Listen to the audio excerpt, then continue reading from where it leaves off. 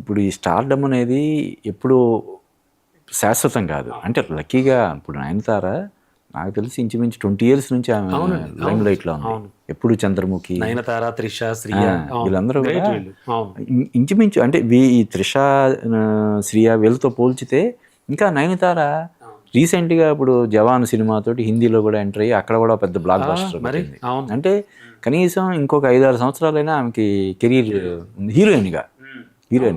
అంటే ఇప్పుడు అంతకుముందు హీరోయిన్లకి చాలా షార్ట్ స్పాన్ ఉండేది, తక్కువ ఉండేది. ఇలా వచ్చేవాళ్ళు అంటే మొదట్లో సావిత్రి, జమున మన తెలుగులో చూస్తే వాళ్ళు చాలా సంవత్సరాలు వాణిశ్రీ వీళ్ళందరూ 10 ఏళ్ళు 15 ఏళ్ళు అలాగ ఉంటే తర్వాత వచ్చిన వాళ్ళు జస్ట్ ఒక 3 ఏళ్ళు 4 ఏళ్ళలో ఫేడ్ అవుట్ అయిపోయేవారు.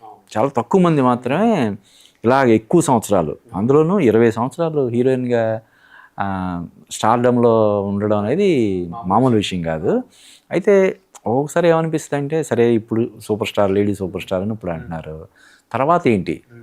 ఈవెన్ విజయశాంతి గారిని కూడా లేడీ అమితాబ్. అవును, లేడీ అమితాబ్ బచ్చన్ అన్నారు, తనని కూడా లేడీ సూపర్ స్టార్ అని సూపర్ స్టార్ అని గారు. తర్వాత ఇప్పుడు లేడీ సూపర్ స్టార్ అంటే ఇప్పుడు ఏమన్నా మాజీ లేడీ సూపర్ స్టార్ అన్నారు కదా. అందుకని కొంచెం ఎందుకు అంటే వాళ్ళు నిజంగా అంటే నేను అన్నట్టు ఉలగనాయకన్ కమల్ హాసనే అన్నారు ఒకసారి, నాకు ఈ బిరుదు కొంచెం ఇబ్బంది పెడుతోంది నన్ను, మీరు అలా పిలవకండి నన్ను అంటే.